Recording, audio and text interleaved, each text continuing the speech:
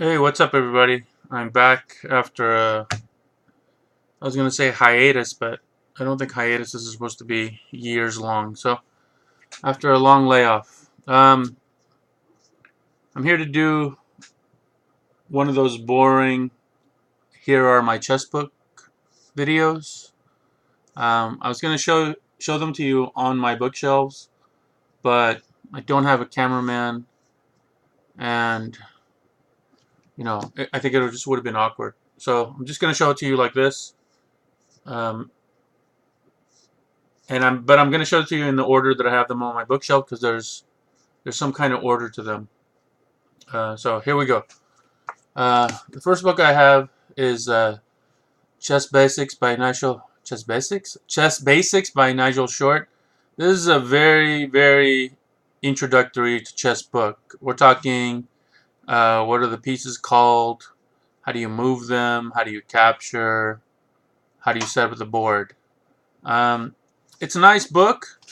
Is for an intro book. It's got not too many diagrams, um, a lot of writing to describe and explain things, a few little puzzle things, but overall, the beginning of it, as you can tell, it's like here's the rook. This is what it does. This is how it moves. These are the squares it controls or it can control. Um, so it's a nice introductory book if you want to learn chess like from scratch. But um, I saw another one online or on Amazon. I think it's called um, The Real Beginner's Chess Book or the True Beginner's Chess Book, something like that. And I thought that one was a better book. It explained things better. It went a little deeper into chess, but not too deeply, and not too deep. So if you're thinking about getting an intro book, uh, check out a book on Amazon called something like The Real Beginner's Guide to Chess. I forget the author's name. Okay, next. Uh, I have this The Complete Idiot's Guide to Chess. If you're familiar with this series, you know that the series is actually not just the beginning, or just, it's not a beginning guide. It goes a little deeper than you would expect, and it does a nice job. Um, Patrick Wolf writes pretty clearly. Um, But he goes into not just beginning stuff, but into strategy and into a deeper part of chess. It's kind of like a poor man's reassess your chess, but it does it well. What it does well. So if you want to get, I really wouldn't. I think you wouldn't really need this. Um, I would get something like Reassess Your Chess by Jeremy Silman instead of this. I mean, if you know how to play the game. If you don't know how to play the game, then get the beginning book or get this, because this includes kind of like beginning and then uh, an overall strategy for how to approach chess. Okay, but it's a good book. Next. Okay, so next in line are my um, annotated games, or not just annotated games. Our games are books about particular players, right? This is part of chess culture. This is also part of chess evolution, but mostly it's getting games that are heavily annotated and games preferably by somebody that you admire. Like you should choose like a chess idol, um, and a game by someone who plays like you. If you like open games, then I don't know, get books by Kasparov. If you like closed games, get a book by Anatoly Karpov. But just find somebody whose style you like, and then read up about them. Not just annotated games, but read their history, and it'll motivate you.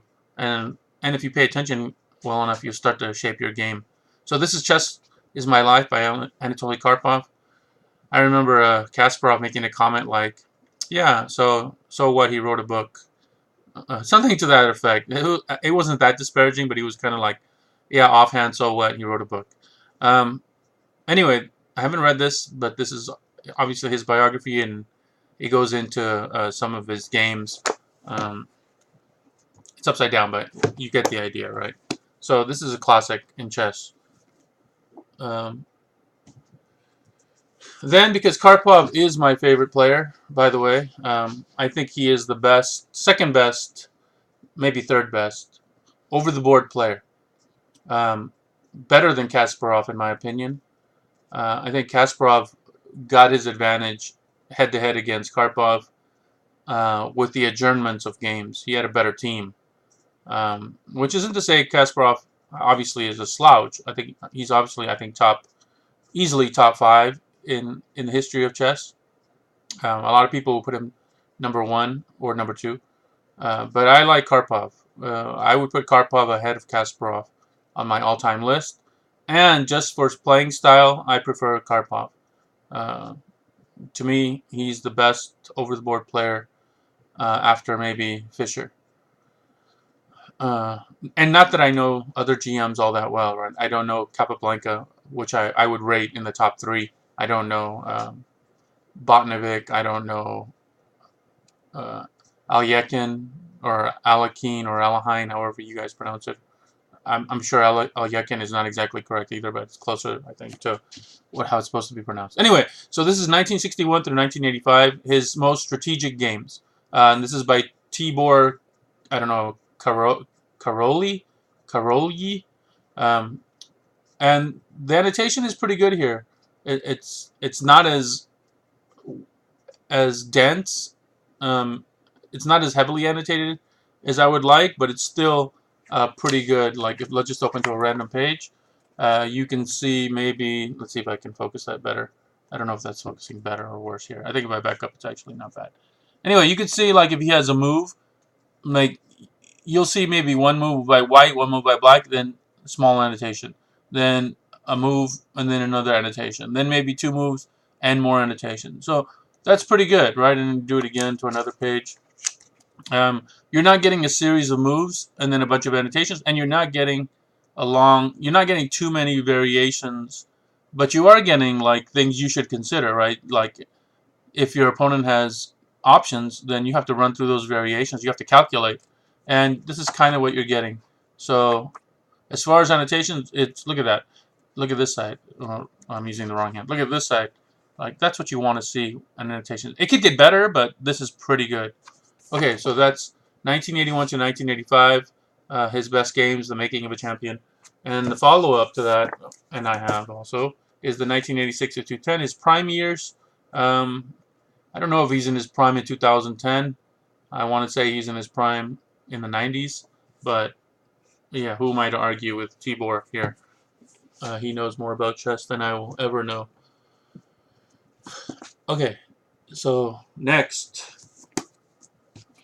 The Memoirs of a Chess World Champion by Anatoly Karpov. This doesn't include games, right? So this is really his memoirs about his life and his life in chess. Good stuff to know. I read the introduction. Actually, I read like the first chapter. He writes in the typical like Russian style. I don't know if that's accurate, or I don't mean it disparagingly, but like, it's a certain writing style. Like, if you've heard, like, Russians speak English, or just like, you know, my father was this, I did this. I don't know if I can explain it. Anyway, I have this Karpov on Karpov. Next, My Best Games by World Chess Champion Anatoly Karpov. And this does have annotations, obviously. It's My Best Games. And let's just go random page, and you can see. Now here you can see that you get like 2 or 3 moves sometimes, and then annotations. And the annotations are not, they're not terse, but they're not deep either. It's not heavily annotated. Like, my ideal annotation is 1 move by white, and if there's thought behind it, if there's a plan behind it, if there are tactics that you're setting up, or tricks that you're setting up, or traps that you're setting up, or some kind of prophylactic move, or whatever the plan behind that move, I want to know it, right, in the annotation. I want to kind of know it. And then if black's response, then the same thing, I want to know it.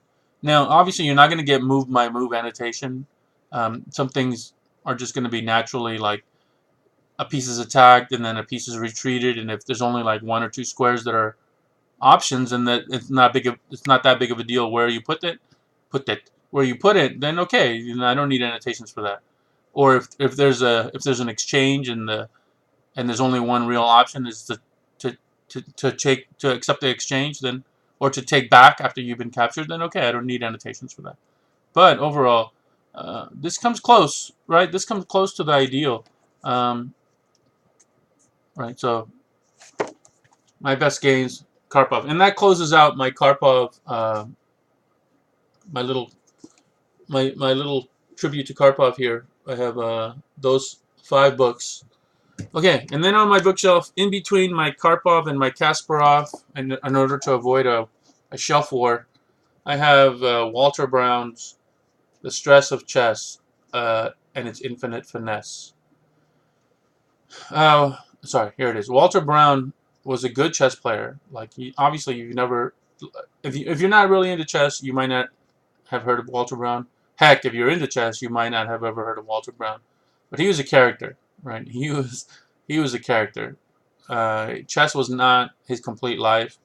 He lived his life. He enjoyed his life. Like this title, My Life, My Career, and 100 Best Games, it's an apropos title because he was about life. He was about living life, and then he would enjoy chess as much as he could, but it wasn't the primary thing in his life. It's not like he was like a professional chess player like Karpov, Kasparov, Fischer throughout his life.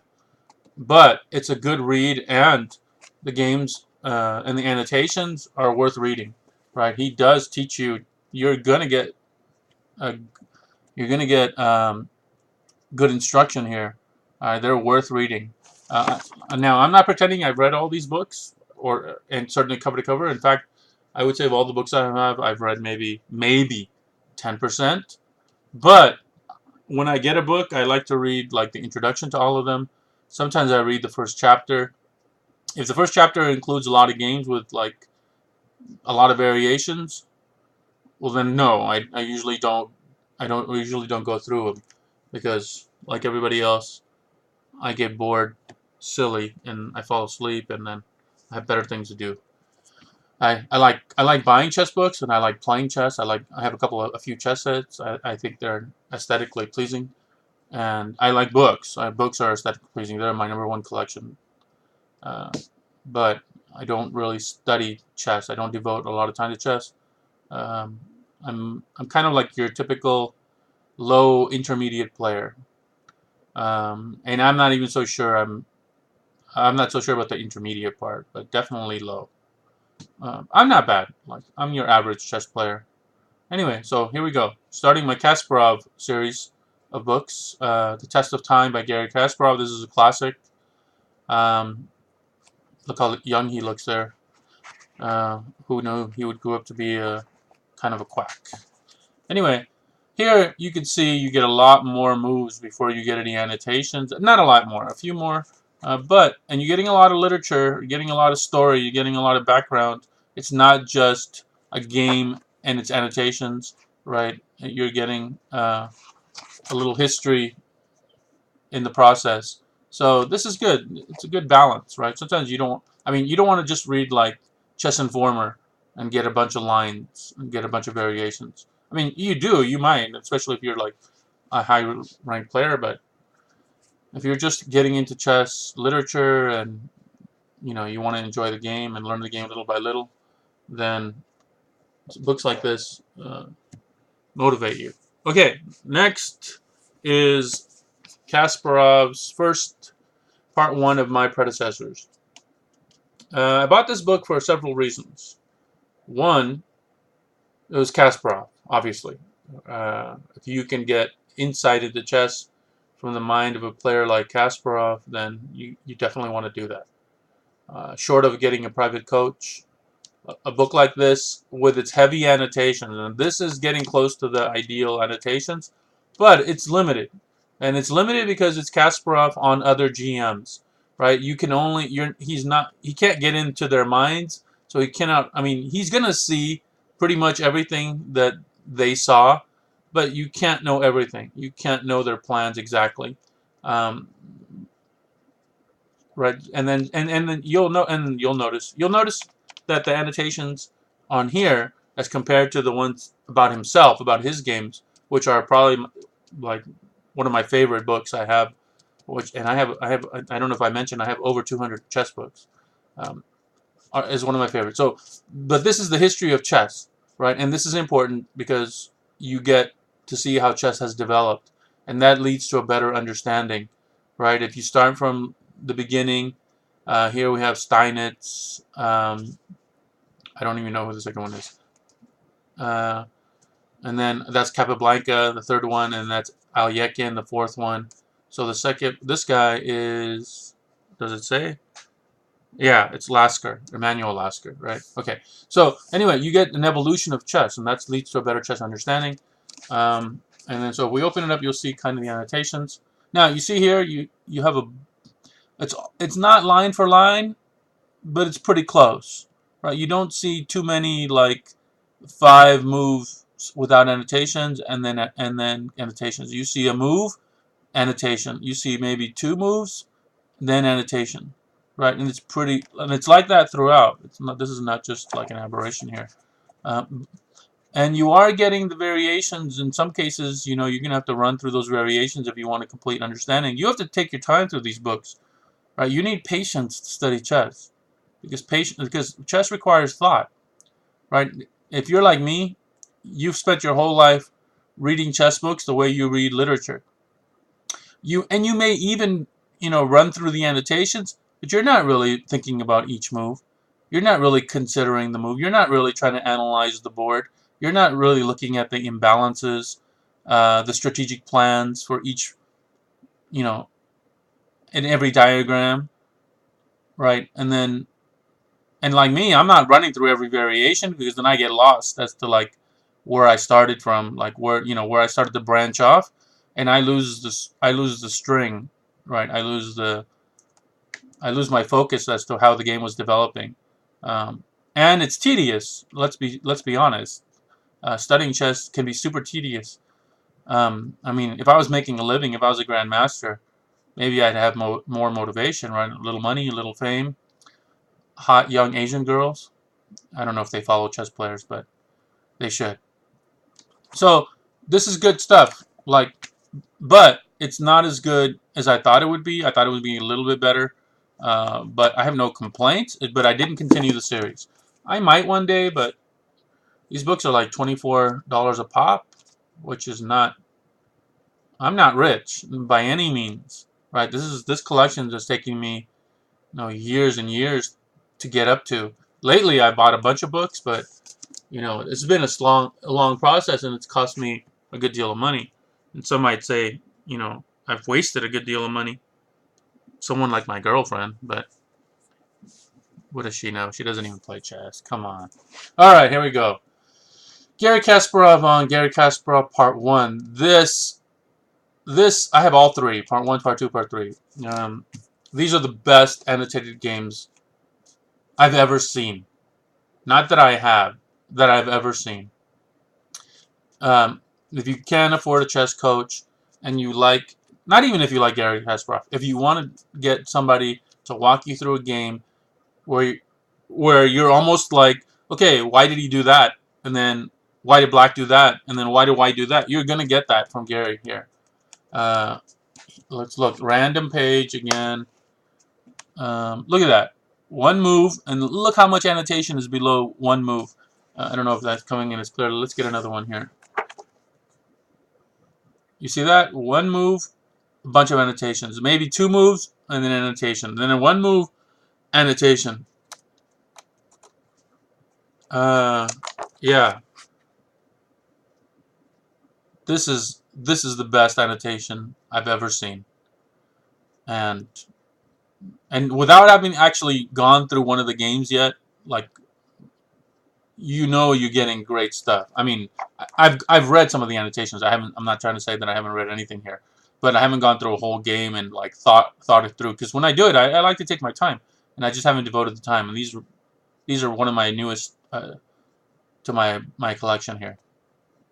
Anyway, so if you want to get an annotated books collection, I highly recommend this series. So that's part 1, 1973 to 1985. This is part 2, 1985 to 1993, which I think here he was probably in his prime. Um, and again, just any page, annotations. Look at that. 13 by White, 13 response by Black, 14th move by White, then a bunch of annotations. Then the 14th respond by Black, annotation. Right, you're getting a lot of annotations. Okay, I won't keep saying annotations, annotations. And then here's the third book. Right, they're all, you can see they're all pretty much new. And I haven't really opened them though. Opened them up yet. All right, so let me put this aside. I'm gonna have to make space here. Okay, and continuing with my Kasparov, I have Kasparov versus Deep Blue. I think this is when he first beat Deep Blue. I read this a long time ago. I've already forgotten the content. I think this is when he beat Deep Blue, and then later Deep Blue would beat him, and then chess computers never lose to humans anymore. Or now they don't. They might have after one or two after that, but I think this is the last time a human beat a computer in chess, like the best chess computers in chess. So this is kind of a historic moment. I don't think the book is really all that great, like, but you get a lot of story, you get a lot of background. You're not just getting moves, right? You do get some, right? It's not like it's not there, right? So, yeah, man versus machine. Here we go. Next. Now we get into some different masters. Viktor Korchnoi, my best games. Korchnoi's best games. Obviously, Korchnoi was a great chess player, and his style is still admired by lots of GMs. And his annotation is pretty good. Look at that. You get like, one or two moves, then annotations. And now this one, I really haven't gone through any of the games. I don't know how good of an annotator Korchnoi is, but I mean, these guys, other than their writing style, other than, let's say, they have some broken English or poorly translated, you're going to get instructive material here. You can't go wrong reading these guys. Now, of course, some guys do it better than others, and I've read Kasparov's annotations, and I mean, some of it, and it's pretty good. And he does a better job than, I think, Karpov annotating games. My best games of chess. This is 2 books in 1 by Alexander Alyekin. Yeah, if that pronunciation sounds weird to you, it kind of sounds weird to me when I first heard it, because I grew up saying Alahin or Alakine, but I think the Russian is Alyekin. Anyway, one of the first true students of the game, one of the first true, like, career chess players. Alyekin had, I think all of these grandmasters had like quirky personalities. Perhaps nobody quirkier than Kasparov, but Alyekin also, and they were petty, they were jealous, they were small, they were maybe, I want to say, unethical in some regard, but that's not all they were. They all obviously had positive qualities, but they also had negative qualities, and I think part of that it just goes into being the competitors they were, and the competitors about chess, because chess is an intellectual game, and I think wrongly it gets associated with intelligence. Like, people who are good at chess, like, think they're intelligent, and people think that people who are good at chess are intelligent. I think that's completely wrong. I think chess is a game. Yes, it involves calculation. Yes, it involves certain skills that most people don't have if you're going to be a grandmaster. But ultimately, it's just a game. You're good at a game, right? You're good at pattern recognition. You're good at memorization. You're good at calculating. You're good at imagining the board in your head so you can make those calculations. And maybe you can play blindfolded to some degree. Like, I don't have that ability. So these are not skills I'm not belittling. They're important to chess, and maybe they're important to other fields. but it doesn't make you a genius, right? It doesn't make you intelligent even. I mean, if you listen to some of these guys, to what they say, they're either telling you like homespun nationalistic wisdom, or just saying some outlandish shit. Can I say shit? Yeah, it's YouTube. All right. Anyway, so I don't associate chess with intelligence. I just don't. I also don't associate, uh, like, if you've attended Harvard, Princeton, Yale, I don't think that makes you intelligent. Getting into those schools doesn't make you intelligent. Graduating from those schools doesn't make you intelligent. If you're a lawyer or a doctor, it doesn't make you intelligent. Nothing tells me you're intelligent until you open your mouth and give reasons for why you're saying something. And then you're like, oh, wow, this guy's really a clear thinker. He supports his opinions very well. Um, he's pretty bright. Other than that, you're not intelligent. Okay, but that's just me.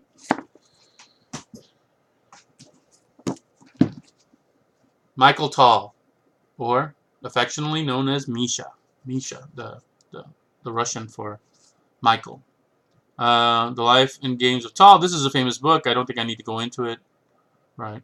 Um, One of the most dynamic, aggressive chess players. I don't think he's given credit enough for being a positional player, a strategic player, but you have to be at that level, right? I forget who it said it was about like Karpov's combinations, but he said something like, "I see everything Karpov sees on the board, but I just never get his positions." I'm not even sure it was about Karpov, but something to that effect about a chess player, right? Yeah, we can see tactics, like all of us can do chess puzzles and see tactics, but how many times do we get in positions where those positions appear and we take advantage? Right? We don't, because we don't get there because we're not positionally strong, we're not strategically strong. We don't understand end games. We don't really understand the middle game, because you can't understand the middle game unless you understand the end game, right? Capablanca said that when you study chess, you should start with the end game, because that's the purpose that's pretty much the purpose, right? You're trying to get to the end game to win the kind of end game that you're good at. So you should study the end game, figure out what kind of end games you're good at, and then head your games or direct your games towards those kind of end games. And you do that by in the middle game, right? You steer your middle game towards the end game you want. Well, what kind of middle game are you going to play? Well, you study the openings, and then you study which openings lead to the kind of middle games that you want, that lead to the kind of end games you want, right? So Capablanca said you should study the end games, then the middle games, then the opening. But most chess players study, at least most hacks like me, study tactics, then opening, and not very well, like kind of lazily. We really don't know openings deeply, and if we do, it's like maybe e4 for black and whatever we're doing with e4, or d4. Sorry, e4 for white to start the game, and or d4 as an alternative, but usually we don't have both.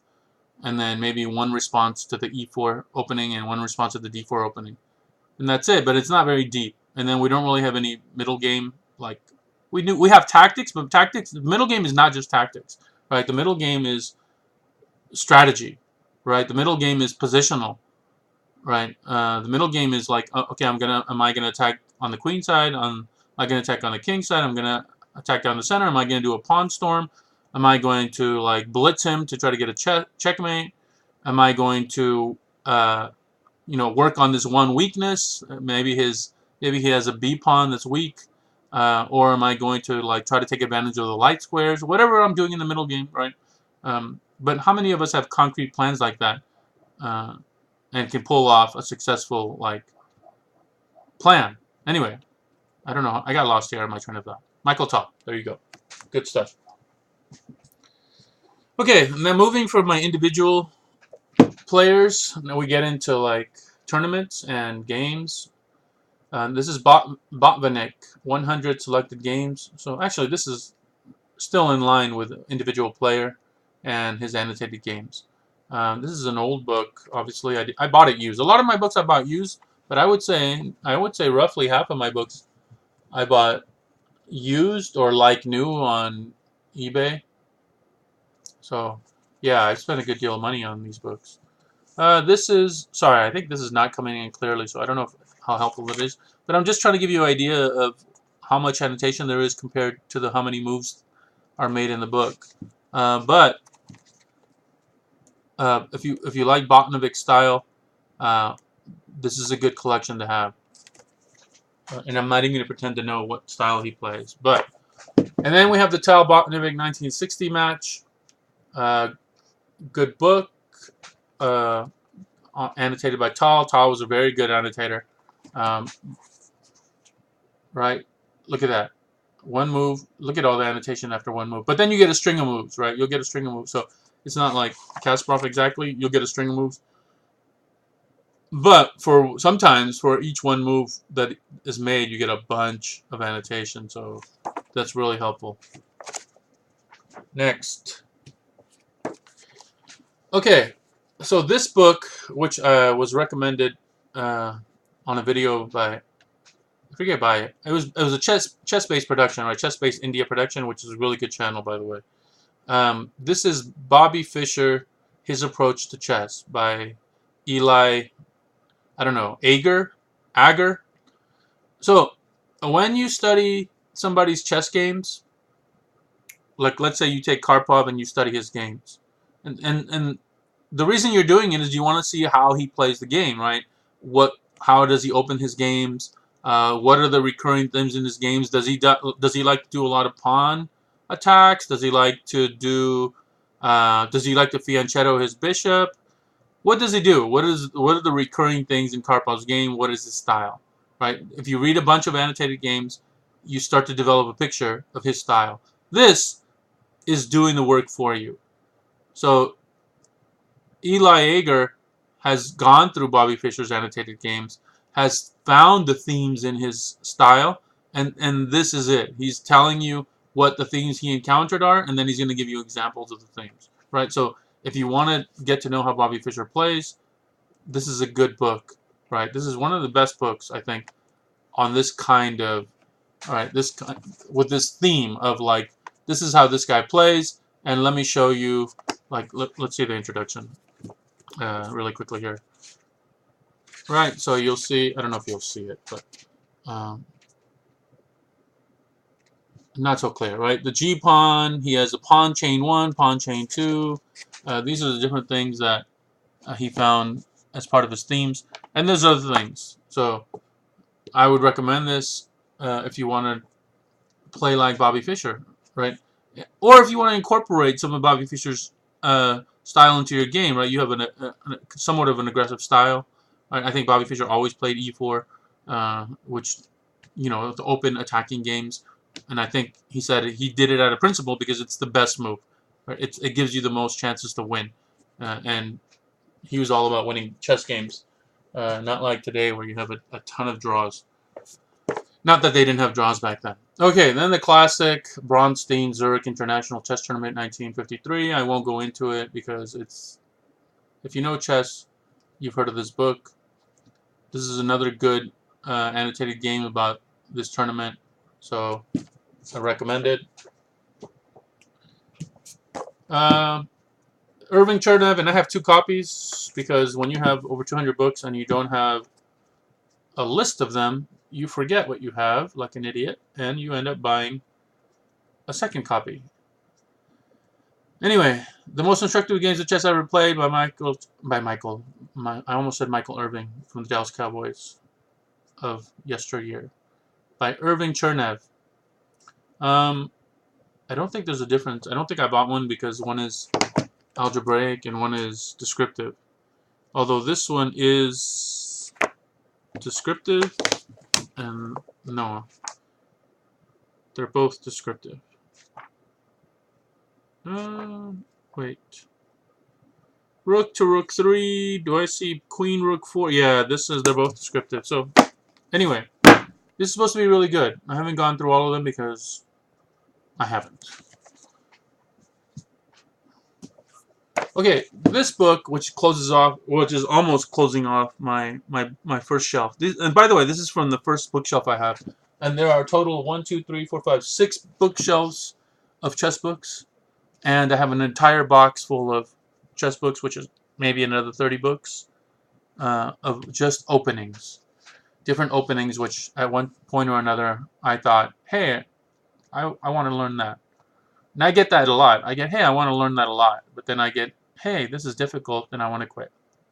Just as often.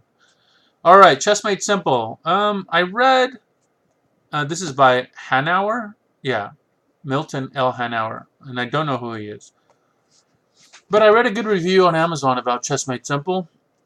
But I'm not really sure what this book is about. I'm not sure what he was going for. I mean, he starts off with like the truly fundamental stuff.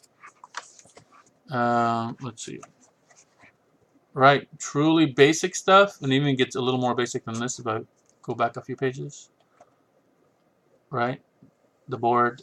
But then, like, then you get into games, like, really quickly. This is about stalemates, but maybe I'm going to go a little further here. Okay, here. Then you get into games. So it's just too broad in its scope, right? It's not. He hasn't really made chess simple, I don't think. But maybe I'm not giving it a fair review. I haven't read this book cover to cover. I've looked at the table of contents. I've looked at some pages inside. I've read the introduction. So don't. My review isn't as good as the reviews on Amazon, but I can't really endorse this book. From what I've seen, it isn't exactly what I thought I was getting. So, okay, but that's not the author's fault. You have to do research. And as a typical wannabe good chess player, not that I'm a good chess player, I'm a wannabe good chess player, I have this Studying Chess Made Easy by Andrew Soltis. Soltis is a common, not a common, he's kind of a famous chess author now. Currently, he's a current popular chess author, and he does write some good books. This is Studying Chess Made Easy, so it's not really how to play chess, it's how to study chess. So it's like the meta book on chess. And he offers some good advice. If I remember correct, well, I don't remember correctly, so let me check.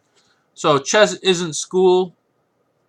So basically, you don't have to approach chess the way you approach your lessons in school. I'm not exactly sure if that's good or bad, but it's a different approach, he's saying. Cultivating your chess sense, that's kind of vague. I don't know what it means. I haven't read the chapter. The biggest study myth, that's related to chapter 1. Chess isn't school. I'm taking it. It's a different approach to studying. So chapter 3 is basically something about studying. The right way to study the opening. So now we're getting a little more specific. And I have a bunch of how to study the opening books, and none of them help me learn the openings. 2.5 move chess. So this is how to see 3 moves ahead in chess, how to plan 3 moves or 2.5 moves ahead of chess. And I think of Chernev book, which is plan 3 moves ahead or see 3 moves ahead, which is a really good book, by the way, one of my earliest chess books ever, which is basically tactics puzzles, but with 1 or 2 or 3 moves to look ahead. And if you can look ahead 3 moves in chess, I mean, especially when you're starting out, you're going to get to an intermediate level or a low intermediate level on that alone, I think, because that's pretty much all I used to be able to be good at, right? I can anticipate my opponent's moves, and I planned at least 2 or 3 moves ahead, and that alone will really take you to a low intermediate level. So, yeah. Next, overcoming endgame phobia. Well, you're not going to have a phobia unless you suck at endgames, right? And I suck at endgames. I think all low to intermediate players, pretty much by definition, suck at endgames. If you got good at endgames, you wouldn't have a phobia. So a chapter about overcoming the phobia should just be get better at endgames, right? So I don't know what that chapter is about other than that. And then learning to live with TMI, right? Too much information, right? That we're in the age of computers. But if I don't know if you read a lot of chess books, a lot of GMs recommend that you leave the computer behind when you're studying chess, when you're learning chess, and just use the board. Like, so if you get a book, like even a tactics puzzle book, set it up on the board and look at it. One, I think it's just another way, another sense perception, so it's going to help you remember. Two, if you plan on playing, actual people over the board instead of just playing people online all the time, being able to look at the board and seeing things is different than being able to look at a screen and seeing things, right? The 3D is a little harder to process. It's a little harder to see. I think the two-dimensional chessboard on the screen is easier to see the moves, it's easier to see the diagonals. But if you've ever played a game, or especially if you've ever played a game where like the pieces are like they're not a simple style. There's some kind of like elaborate, like Russian kings or the czars of Russia or like the Roman soldiers. Some of these little ornate pieces, and or the book or the chess set is a little bit cluttered. You can miss bishops. You can miss the bishops. Like, oh, I didn't see the bishop file. This file was open for the bishop, or this diagonal was open for the bishop, I should say, and you'll just simply miss that. You'll simply miss that the bishop is attacking a certain piece or a certain square.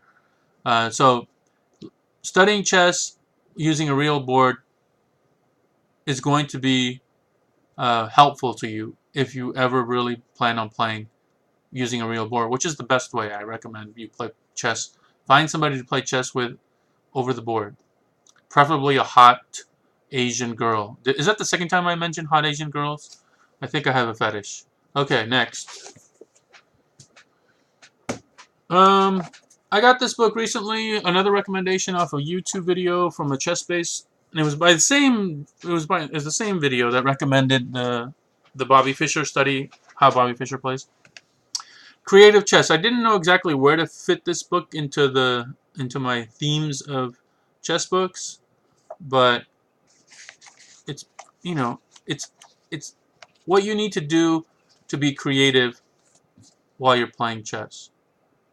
In a sense, it's just a strategy book, right? In a sense, it's kind of like a positional book, right? If you play positional chess and you use strategy, eventually positions are going to pop up where you can take advantage of tactics, and that's going to kind of look like creativity, right? So I'm not sure if I'm giving this book it's just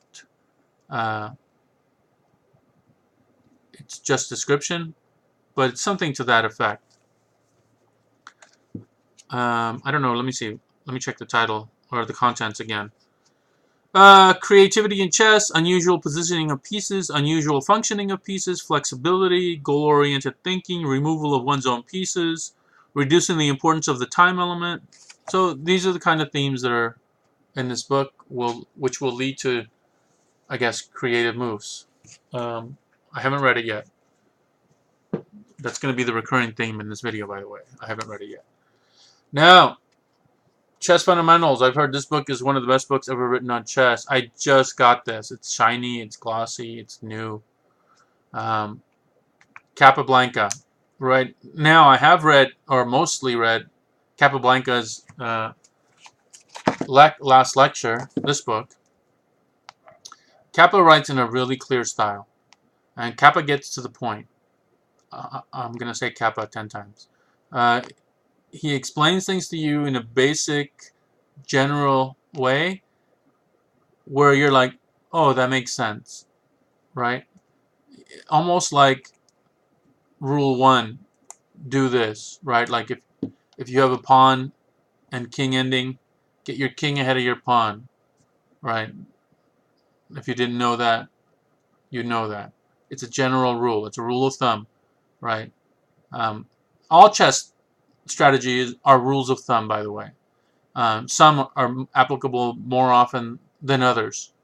And in fact, chess, kind of like, I want to say like ethics, and I think, and just in general, I think the more you understand about any given topic, the more you understand that the generalizations are just rules of thumb, and that in the end, all generalizations at the end must be abandoned, and you must just study the particular circumstance, the particular thing, the particular the particular anything that you're learning. And so I think modern chess has moved away from the old Steinitz, the old Nimzovich rules, the old Lasker rules, and it's moving into like each chess situation has its own rules, right? Something is dictated differently in each situation because of the other things that are true in the position, right? The bishop in one play is in one puzzle would be on b1, in another puzzle might be on c2, and that's going to make a difference, right? So each particular situation is taken on its own. That's more of a modern style, and that's the same thing in ethics, by the way. Well, maybe it's not as popular in ethics, but in ethics there's a thing called moral particularism. And moral particularists, if I can say that, don't believe in ethical. They don't believe in ethical principles. They think there are no ethical principles. In other words, there are no general rules, right? So if you thought like stealing is wrong, a moral particularist will say no. There's no such thing as a rule that says stealing is wrong. This rule doesn't apply. It's not a real ethical rule.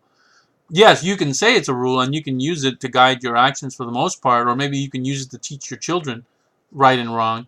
But on each individual case, you have to you have to judge it given the circumstances. And in some cases where stealing happened, you're not going to say it was ethically wrong, right? You're going to say that, you know what, maybe it was ethically right to steal in that situation, or at least ethically not wrong to steal in that situation, which, right? So anyway, so Capablanca, I forget where I was.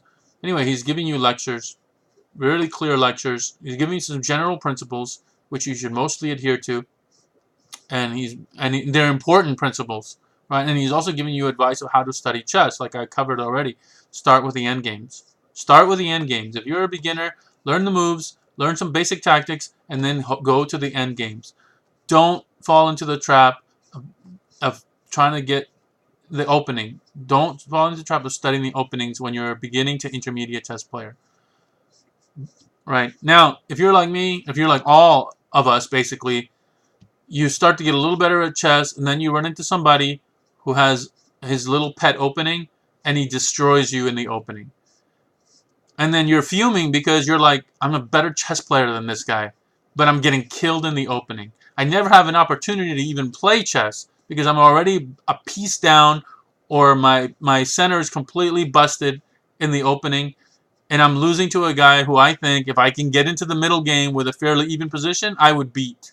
Right? And if you're a chess player, you actually think, most of us think that that's what being a chess player is all about, right? Maneuvering your pieces, coming up with plans, coming up with tactics, seeing what your opponent is doing, preventing what your opponent is doing, getting, breaking him down little by little, and then coming up maybe some flashy checkmate, hopefully. But you don't think like a guy who remembers a certain opening and like kills you with traps is like a great chess player or a better chess player than you, even though he's killing you every time. So you hate that feeling, and so then we run to our own openings. We're like, that's not going to happen to me again. I'm not losing to this idiot again. I'm gonna learn his opening. I'm gonna learn the counter, or I'm gonna get my own opening, and I can start doing that to other people. And so then you run to chess openings.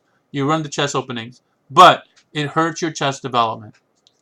It's better if you just suck it up. Sure, learn the opening principles, but the opening principle will still not get you very far, I think, when it comes to certain traps and certain openings. You just cannot. We're not that good to think over the board how to prevent certain opening traps or how to fall into certain pitfalls. We're going to do it. I think you should just suffer that and accept that as a low intermediate player, which is like your status in chess, that you suck at openings. Just accept that sucking at openings is part of being a low intermediate player. And then you don't deserve to be called anything but a low intermediate player until you move beyond mastering the end games. Master the end games. Then, after you master the end games, you can look more towards tactics again, more towards the middle game, and more towards the middle game in line with the end game. Like, what middle games take me to the end games that I want? and what beginning, I've said this already, I know, and what openings get me to the middle games I want. Then you can pick openings that you want to study. But that shouldn't be happening until you've mastered the end games, until you've done a lot of study on the middle games. And by that time, you're ready to make the jump from low, intermediate, or even intermediate player into like a more advanced player, right? Not master or anything, but an advanced player. Like you'd go to your chess club and you'd be like in the top, I don't know, 10% of your average chess club. You wouldn't be in the top, but there's always some freaking GM or some IM in there, like stealing all the trophies. So, take the hit. Suck at openings a little longer. Start studying end games. Then start studying middle games. And only then, and I'm talking like 2 years down from now. I'm talking 2 years down the line. Then start openings. Then you'll finally make the jump in chess, I think. Which is what I'm starting to do. My project is to do, because again, I'm not pretending I'm talking as an authority on chess here. I'm not an IM. I'm not a GM. I'm not any kind of M. That sounds weird, but anyway, because I am a Mister. Yeah, listen to Capablanca. Okay, that was the book. That was bookshelf number 1. So I'm gonna stop the video here, and I'm gonna pull the second shelf down. No, actually, let me end the video here. I don't want to edit. I don't want to edit. This is kind of why I did it this way. This is the end of this series. This is the first one, and the next one will be bookshelf number 2. All right, thanks. Leave your comments below. If I've said anything stupid, let the whole world know how stupid I am. I will get a chuckle out of it. All right, thanks. Bye.